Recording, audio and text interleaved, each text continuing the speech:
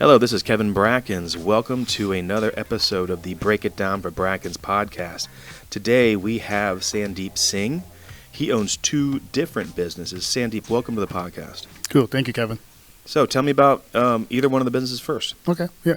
Before we start the business, man, I love your beard. Thanks, man. It's like I'm envy of your beard. When I get my beard long, it goes out and curly.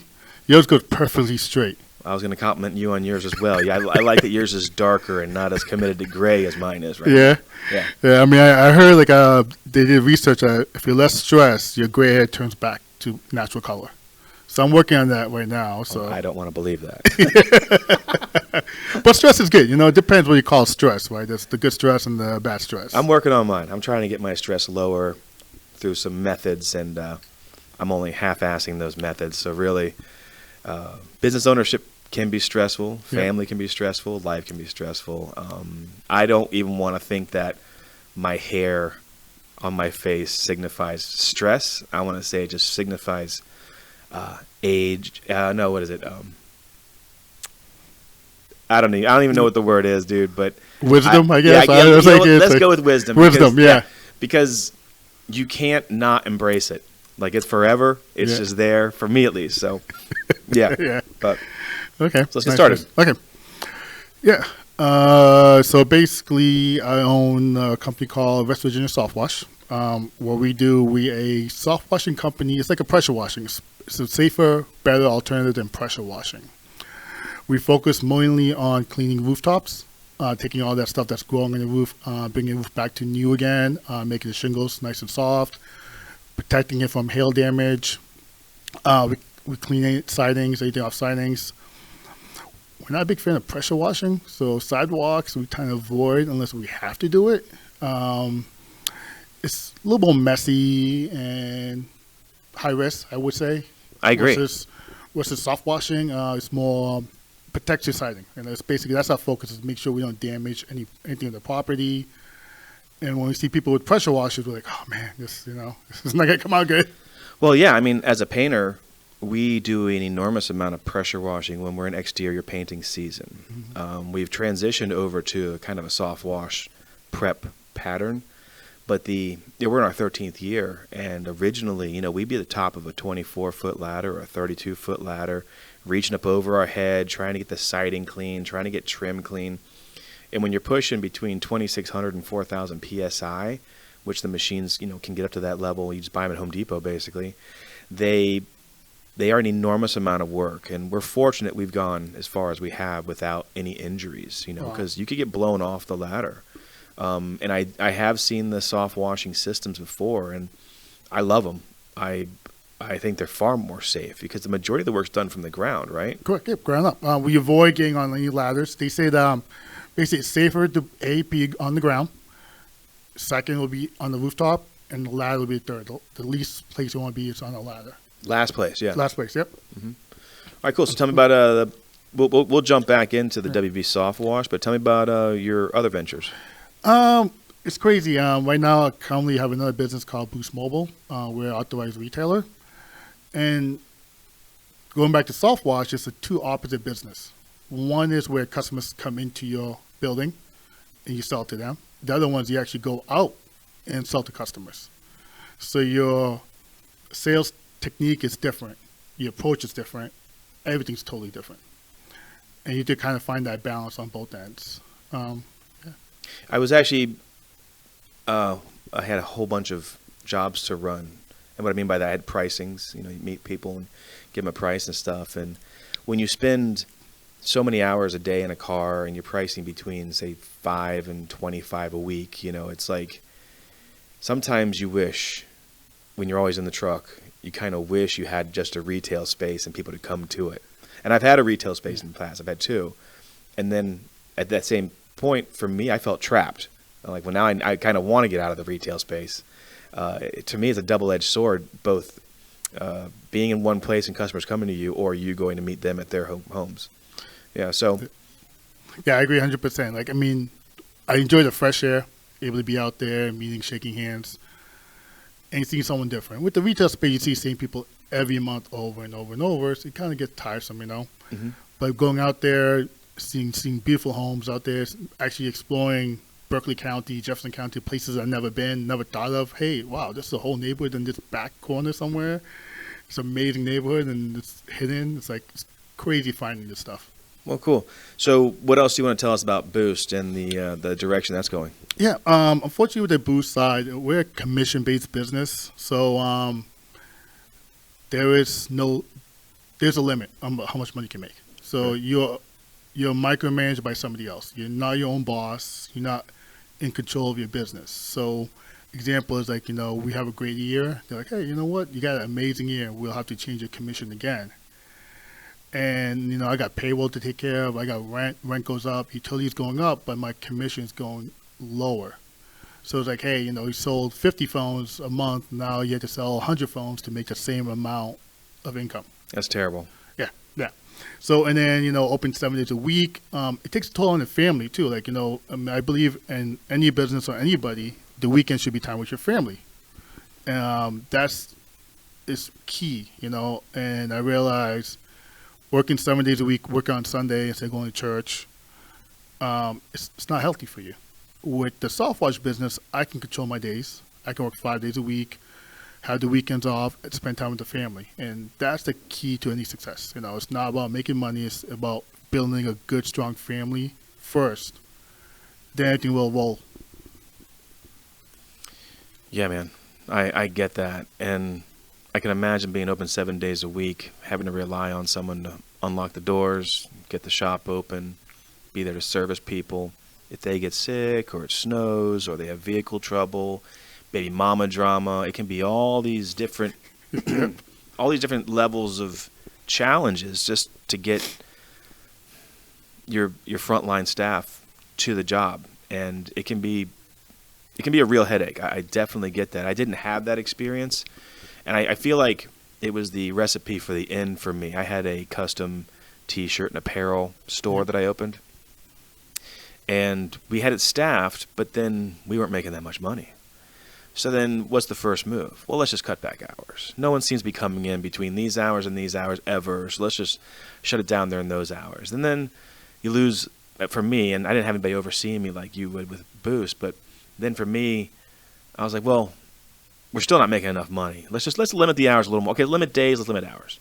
Next thing you know, you're only open 5 hours a week. And whenever I see a business doing that, I worry that that's the beginning of the end of that business, because they're just, if you're not open, you're not making money. Correct. Yep, 100%. Like my employees will be like, we'll be slow at 6:30 and we'll close up. Hey, I'm like, oh, we have to be open till 7. Unfortunately, it's a franchise guideline. I see it. Why? Because, if you start closing early, like exactly what you said, customers think, hey, this is going downhill. Let's go somewhere else.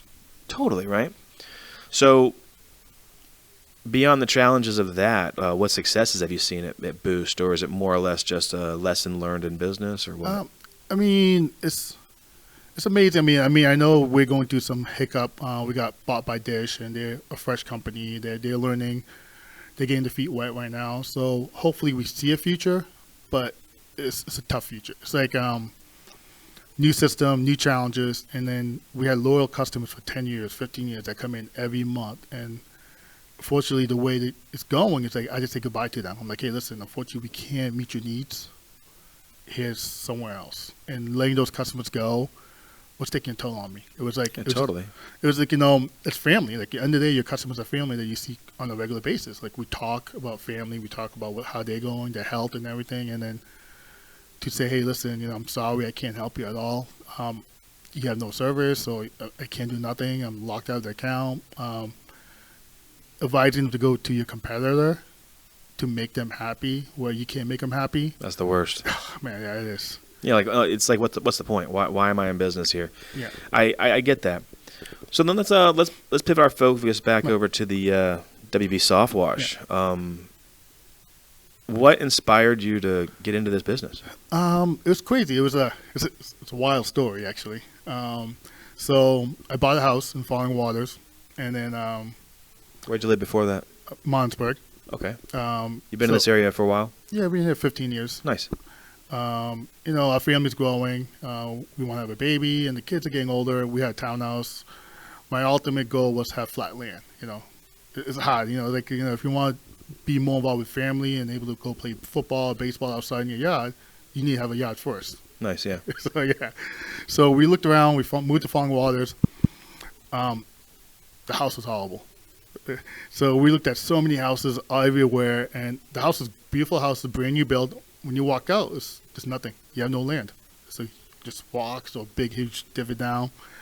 We found this old house, like red carpeting, red sink. It was just, I hated it. I hated it every minute of it. And my girlfriend loved it. It had a pool. That's the only positive thing was a pool. I'm like, oh man. Then we circled back. We're like, you know what? This is the only house that has flat land. And we circled back. We bought the house. You know what? I got people that do contracting. So for like 7-8 months, we just got the whole house out and built it the way we wanted it. And the contract that was working for me, he's like, you know what? This sucks. I mean, try to hire people.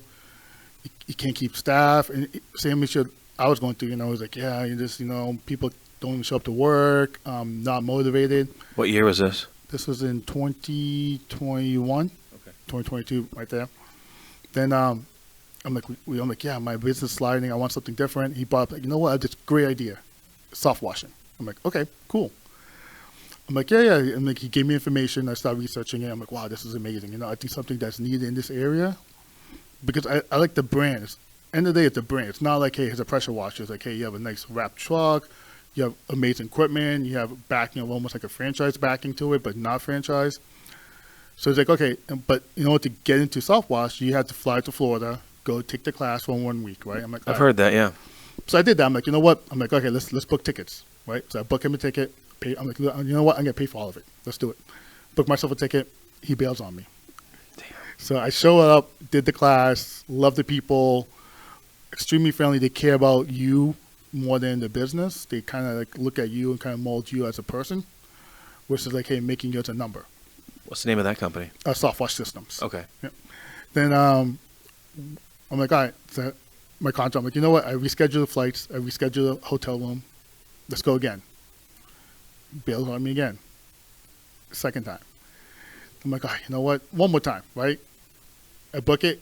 Bails on me. I'm like, you know what? At this point right now, I don't think he's want to partner up with me and doesn't want, not interested. When I went down there, I put deposit on the skid, right? I'm like, I bought the equipment because I loved it so much. You know what? I'm like, you know what? I'm going to do this myself. No partners, just solo. I'm going to wing it. I love that idea better, but go, yeah. Yeah. So it's like, I'm going to wing it. It's like, then I realized, when you have partnership, it's division's always split two ways. It's butting heads. I'm like, you know what? I got my vision now. This one, I'm going to do it. Going solo and keeping. I totally love that, man. Yeah. Just because then you're the only one to blame. It's all on your shoulders. Yep. And although to some that might seem daunting, it's for me. I know going into business is scary. It really is scary because you're taking risks. You're not really gambling, but you're taking risks, and you're how do I put it? You're putting it all on your shoulders, and if you're the only one, it's scary to take on all the responsibilities. So you're like, oh, hey, good friend, what if we did this together? Or hey, family member, what if we did this together? It's almost like you want someone to hold your hand or to be there to support you, as if maybe they wouldn't be there, but they would have been there to support you. So I love that you. I mean, unfortunately, your buddy was flaking on you, but fortunately, you had the balls to move forward. So I'm glad he flaked on me. I realized that I won't be where I'm at right now if we kept a partnership.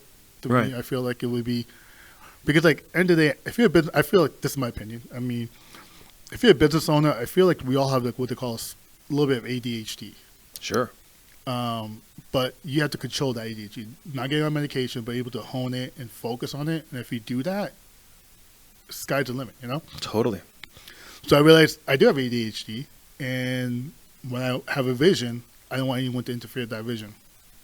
Agreed. I'm in the same boat.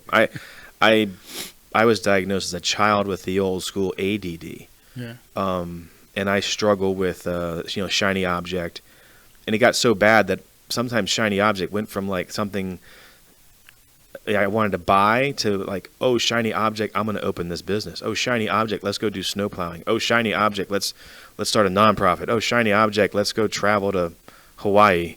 It's like, whoa, like the shiny objects got bigger and bigger and bigger. But you're right. if you can apply focus, if you can develop systems or adopt systems that other companies are using, if you can find models that work and replicate your efforts, if you can use your ADHD to hone those concepts, you're right, man. The sky is the limit. Yeah. I mean, I agree. Like, same way, like we talk about, like, I'll be in the middle of the night, or I wake up, I'm like, that's a great business. I'll buy domain names. It's not, like, I buy tons of domain names. I'm like, that's a great business, and like all these concepts. I'm like, yeah.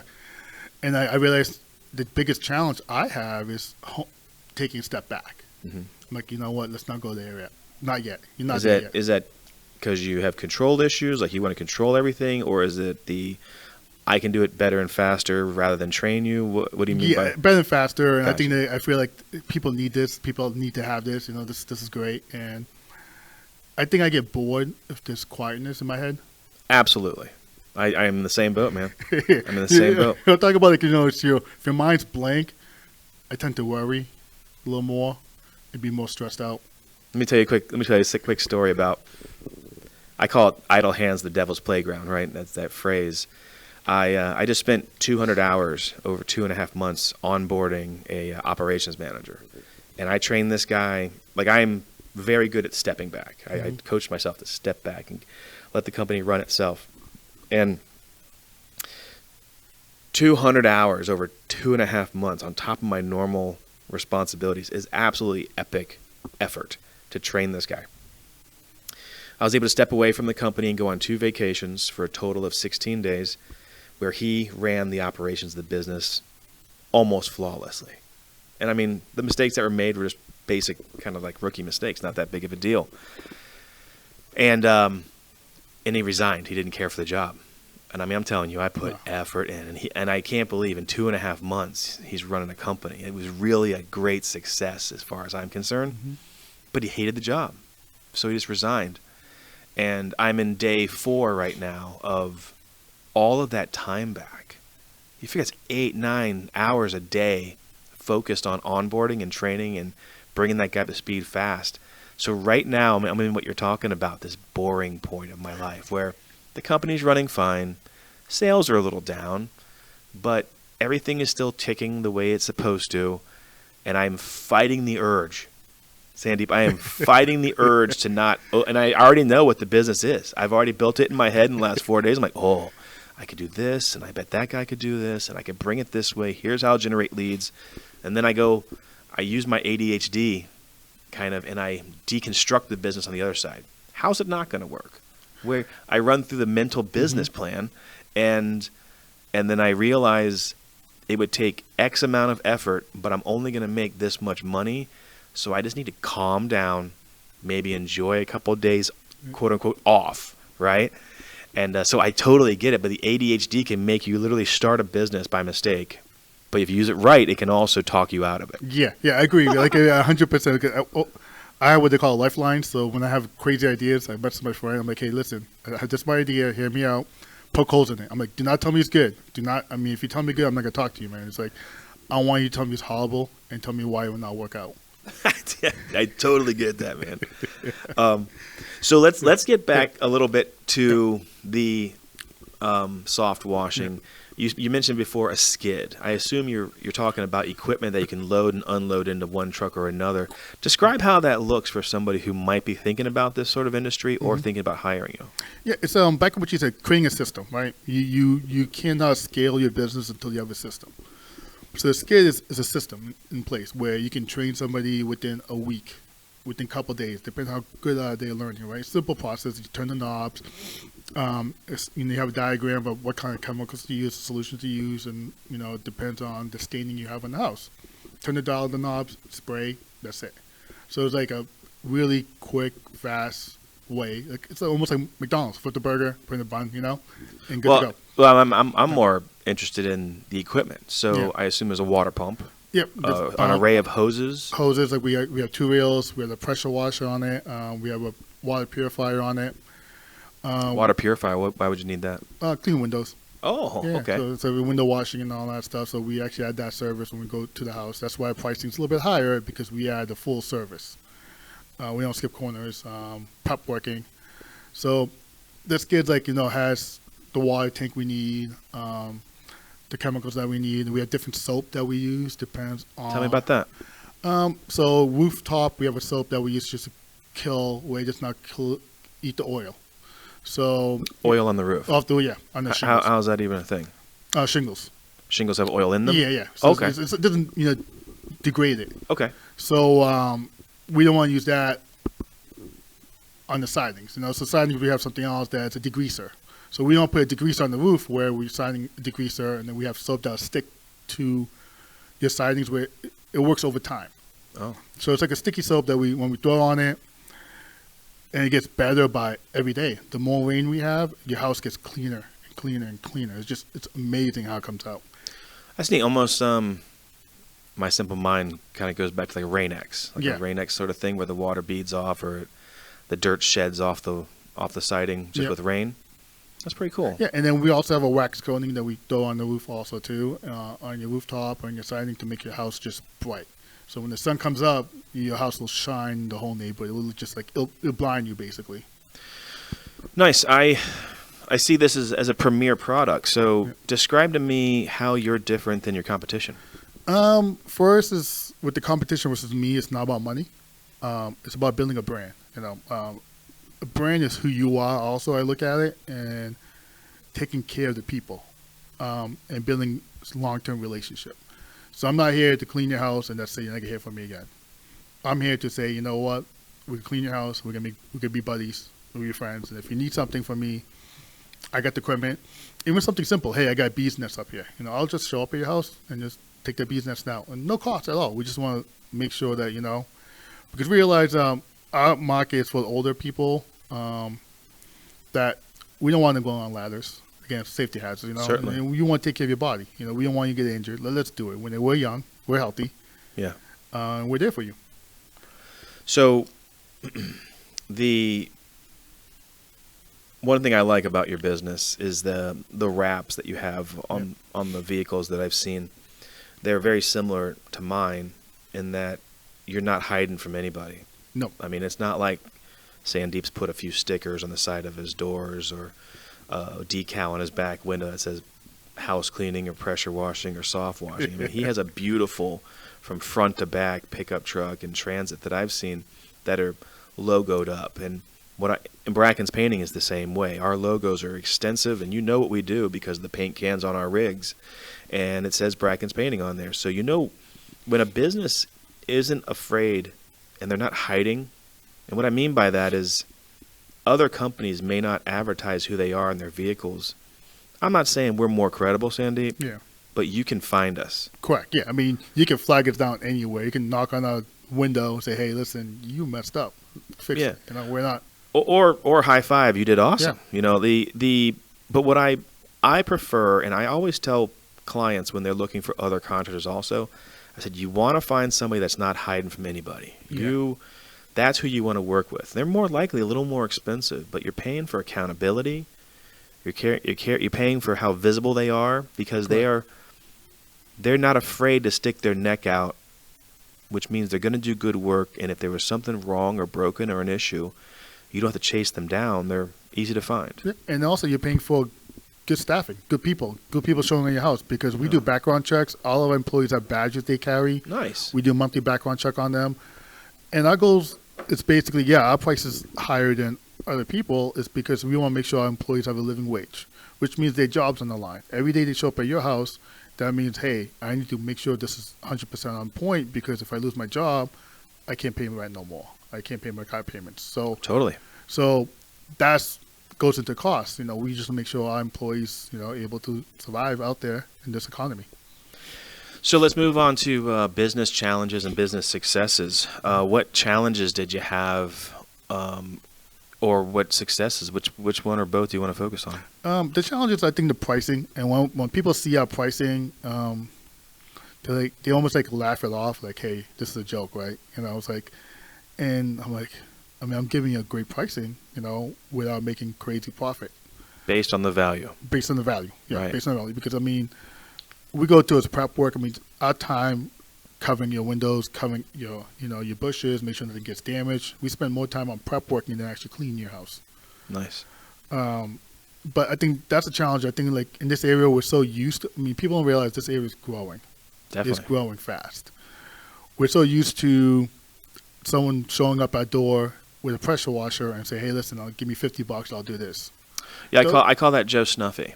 When Joe Snuffy rolls up in Yeah. his Honda Accord and pulls out a 1200 PSI, Ryobi power washer. Sure, he can power wash your deck, or he can power wash your siding and charge you $150 because that's a good day's work for that person. Yeah. But you're not getting the most clean product. You're not getting a full service, which I'm sure you could describe. So I get that, and I assume your ideal client would be. Why don't you just tell me what would your ideal client be for such a high level service? I mean, we look for a medium income also, but I mean, my ideal client is someone that values people's work, values a brand, understands, hey, why I have a wrap truck? Why do I have this crazy equipment? Why are my employees all in uniform? Why they're all background check? I think that's my ideal client who values a business that puts all the money and effort into carrying a $2 million policy. People don't realize it's costly. I mean, It to is carry definitely insurance costly. Yeah. is extremely costly. And values paying these guys on a normal payroll, not like under the table. Totally. I sit here just kind of blinking and shaking my head because it's amazing that there's so many businesses out there just trying to survive, and the path to survival rather than prospering, the path of survival is kind of what we said before. Well, we'll shorten our hours, or we'll close up a couple days a week instead of whatever. But then you start getting, like from a painting point of view, painters can start using more of what I call an affordable or budget-friendly paint. Now, granted, they're only going to save $30 per gallon, and if it's a $10 job or 10-gallon job, they'll save $300, and that matters to them at that time.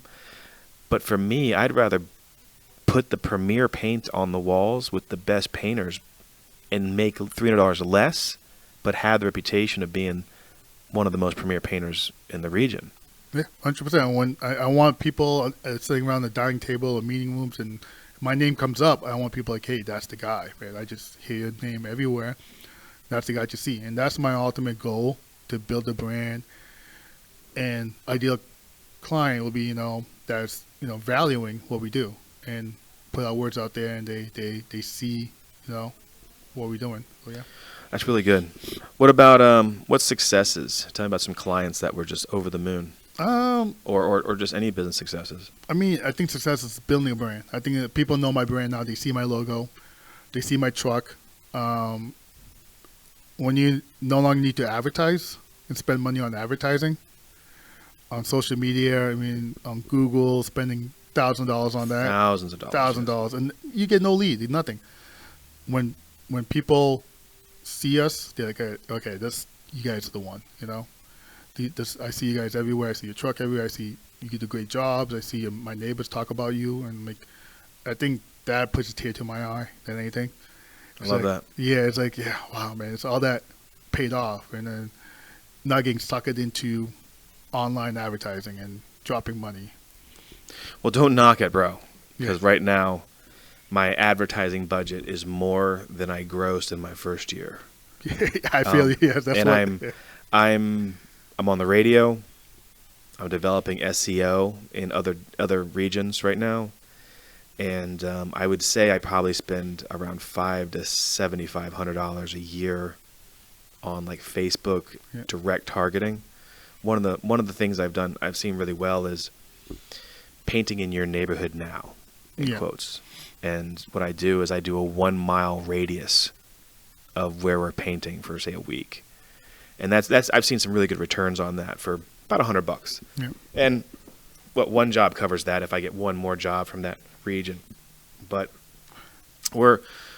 we actually, being that we've been in this many years, at 13 years, we went from word of mouth advertising in the beginning to networking, like with Chamber and the Small Business Development Council meetings, to not having to advertise at all and going gangbusters. The branding was there, the quality was there, our accountability and reliability was on point, and then a switch hit where all of a sudden we had the budget to pay for more advertising, which ideally leads to more scale. Yep. And in the last year, we actually 2x'd, which is pretty enormous for a company that's been around for a while. So we're happy with it, and I think that there's a phase later where you go into more advertising. Correct. Yeah, that's when you start expanding your business. I think so. Yeah. I think my goal right now is to own my neighborhood. I have a certain amount of radius I don't want to get out of. I know temptations there. People call me from Hagerstown, Winchester. Good jobs. I have to say no to it, because if I start doing that, I'm not going to focus on my neighborhood no more. Mm-hmm. And once I have my neighborhood locked and solid and ready to go, then yes. So define your neighborhood for me. My neighborhood right now is Berkeley County, Jefferson County. Okay. We keep it within, I say, 20-mile radius.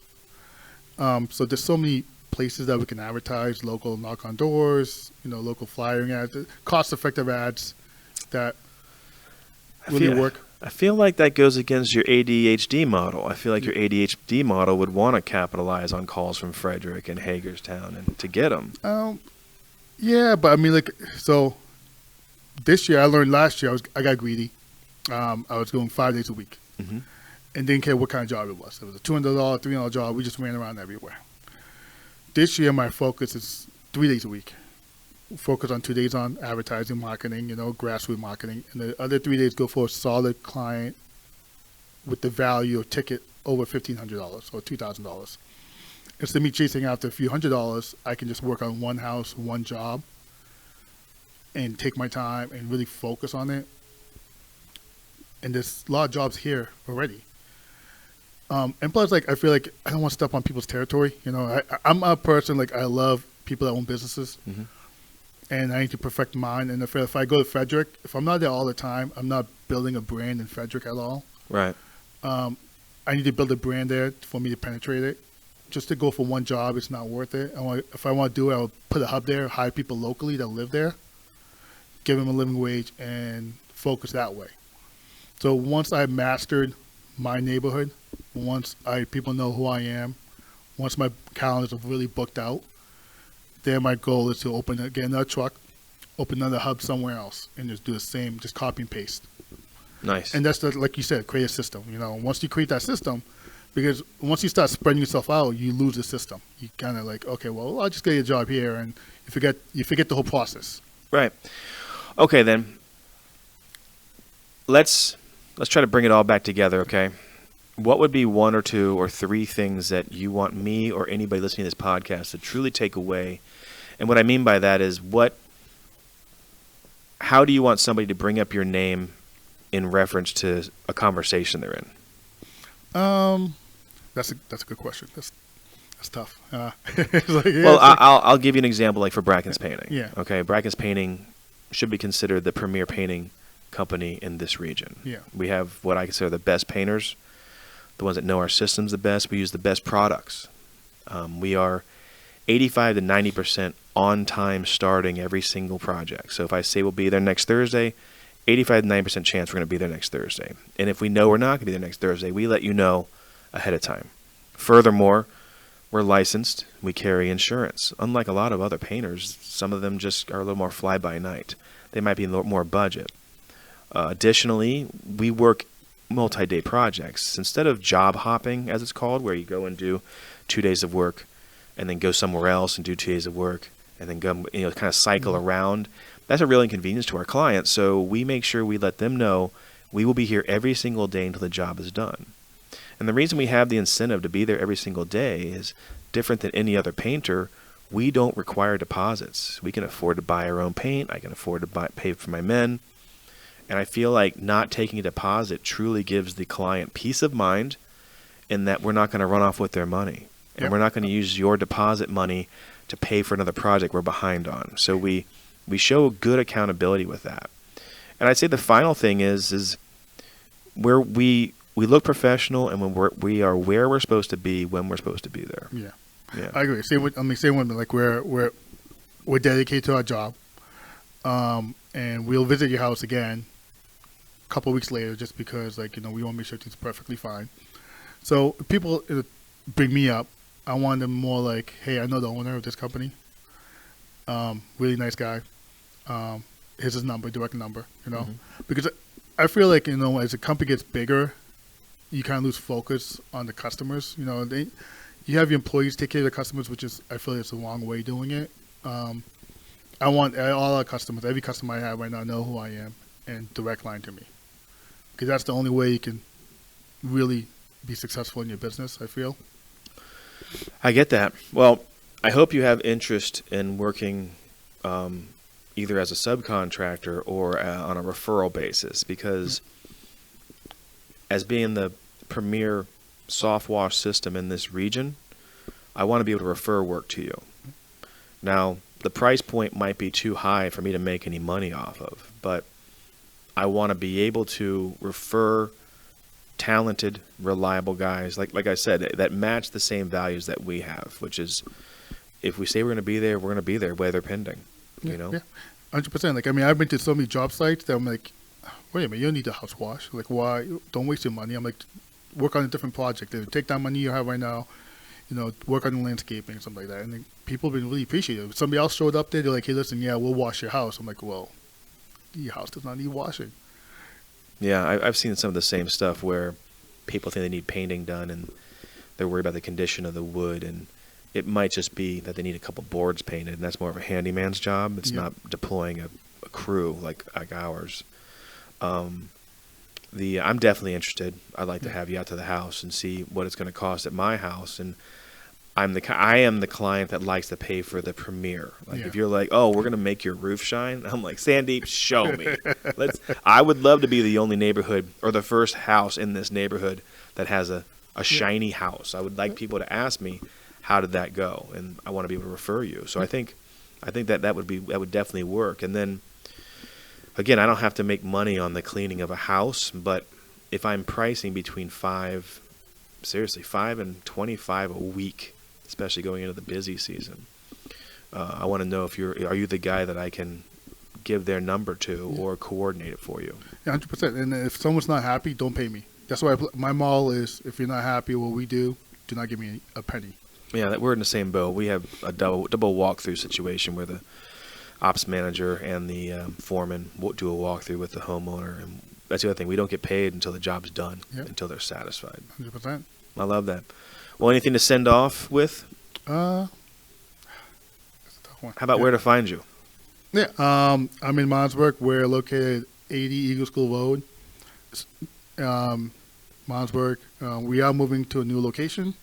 That'll be coming out soon. Just go to our website, wvsoftwash.com. Everything's all on our website. You can reach out to us. Any social media? Facebook, same thing, WV Softwash. Instagram. Working on more, building a social media, getting on other platform. Well, good. So it's a challenge when you have ADHD. You get sidetracked so easily on. Yeah, totally. I absolutely, totally get it. Yeah, and again, you can tell my ADHD was kicking in when I start, hey, who wants to be on a podcast? And then next thing I know, I'm racked up with 15 hours of recordings coming up. So I'm really excited about it. The podcast is my art. Sandeep, thank you for being on the Break It Down for Brackens podcast. I think we really got it well explained. Awesome. Definitely going to do this again, man. All right, catch you later. Cool. Today's conversation was brought to you by Brackens Painting. You can find information about Brackens Painting at www.brackenspainting.com. For all of your residential and commercial painting needs, give Brackens a call.